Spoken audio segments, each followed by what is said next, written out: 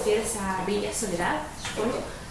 Pues la verdad es que Villa Soledad y Basondo en realidad son sitios imaginarios, aunque bueno, hay diferentes pistas a lo largo de la novela, hablando sobre dónde podría estar Basondo, hablando de la distancia con otros pueblos y bueno, luego hay referencias muy importantes como el Cantábrico, el bosque misterioso y profundo, que es casi otro personaje más en la historia.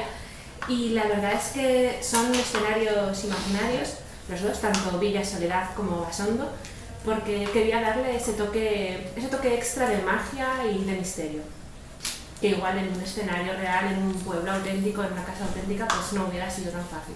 Algo que me ha gustado mucho en la novela, sin spoilers, es cómo has mantenido durante tantos años la tensión, los secretos, cómo has trabajado en mantener no solo un año o dos, sino que nos colocamos hasta después de la guerra civil, incluso en la guerra civil.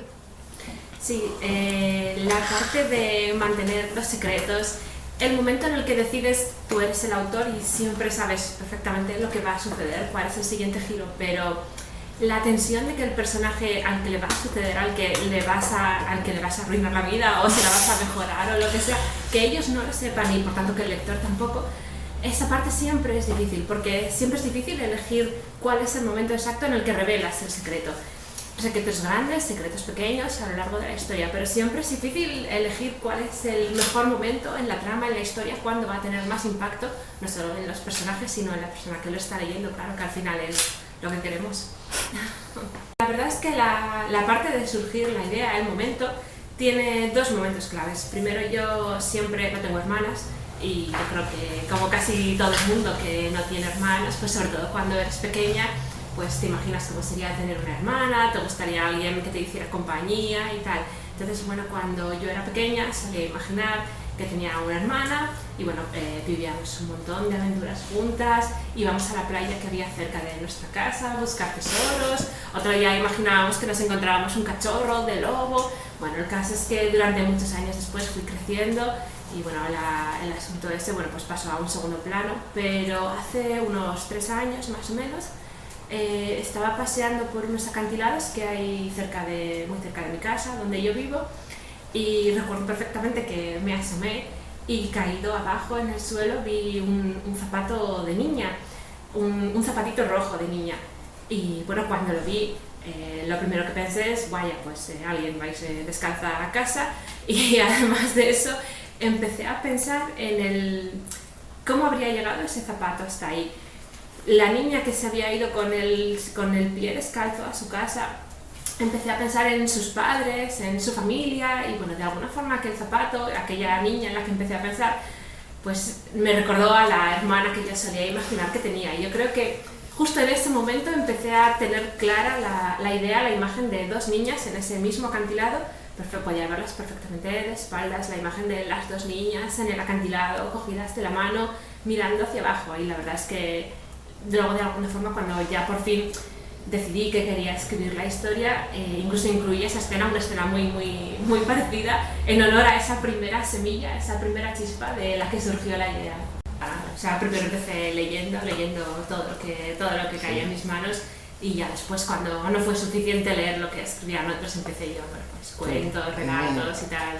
Sí, hay un poco de ellos en Estrella, seguramente, sí, porque Estrella también muchas veces ella no comprende por qué hace las cosas ni las cosas que hace, y la verdad es que es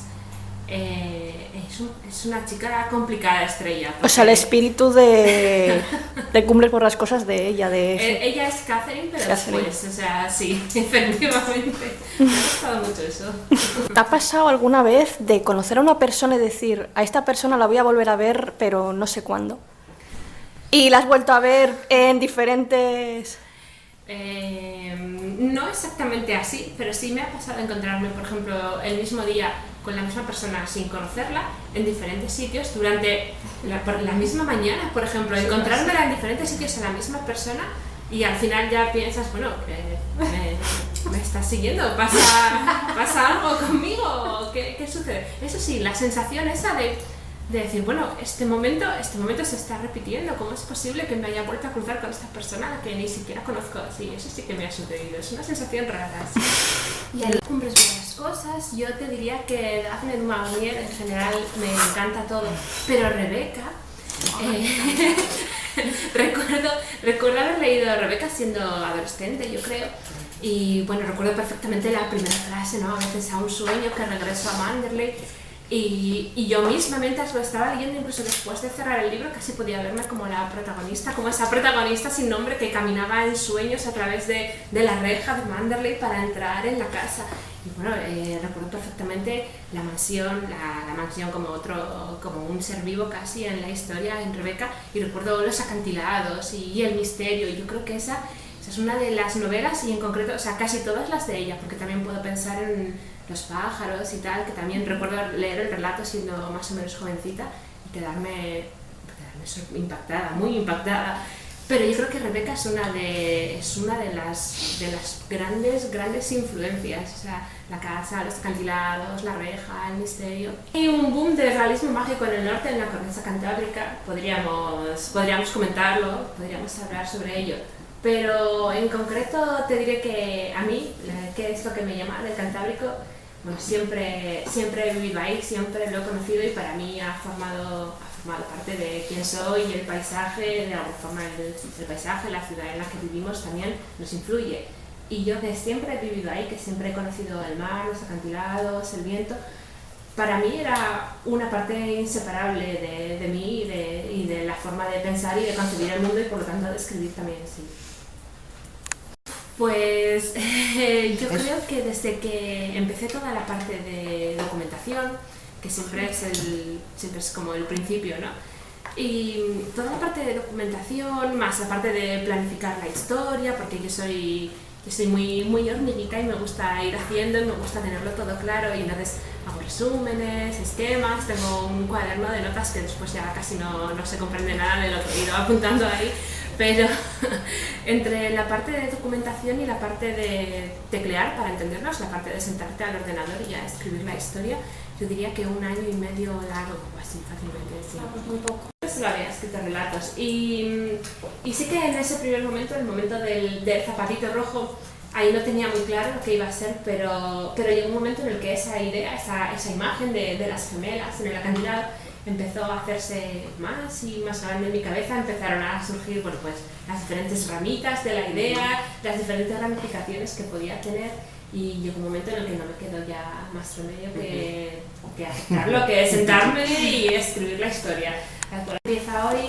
Bueno, la verdad es que, lo contaba Carmen un poquito, la acogida aquí en España fue impresionante e inmediata, y la acogida internacional también, una cosa tremenda. Fuimos a la feria de Frankfurt, y pues se convirtió en uno de los manuscritos más deseados, más buscados. La primera mañana de la feria, pues ya me llamó mi agente, me dijo, mira, ya hay interés aquí, ya estamos cerrando contratos.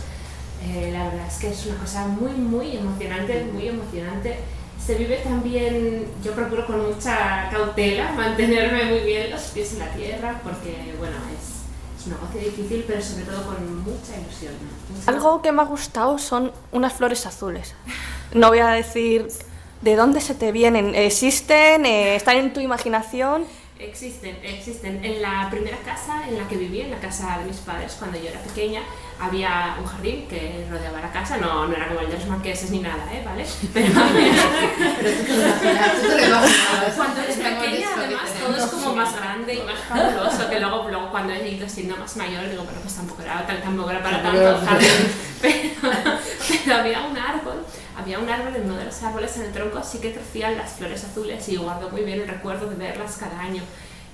Desconozco el nombre exacto de las flores ni nada, pero sí, las florecitas existen, sí. Que me ha enamorado del libro también es cómo has elegido los vestidos, el tema de moda también, que lo describes tan bien. Sí, una de las cosas también que más me gusta en el mundo es, bueno, el mundo de la moda, por ejemplo, y la verdad es que tenía muy claro, sobre todo que teniendo la excusa, por así decirlo, ¿no? el pretexto de que ellas son marquesas y bueno, tienen esa vida glamurosa y fabulosa, llena de fiestas y de eventos, que iban a ir siempre fabulosas, divinas, vamos. Entonces, bueno, aprovechando eso, la verdad es que puse mucho hincapié en eso, en las telas, en los cortes, en el tipo de escote, el tipo de vestido, diseñadores, zapatos, sí. La verdad es que me encanta todo eso, yo creo que se nota, sí.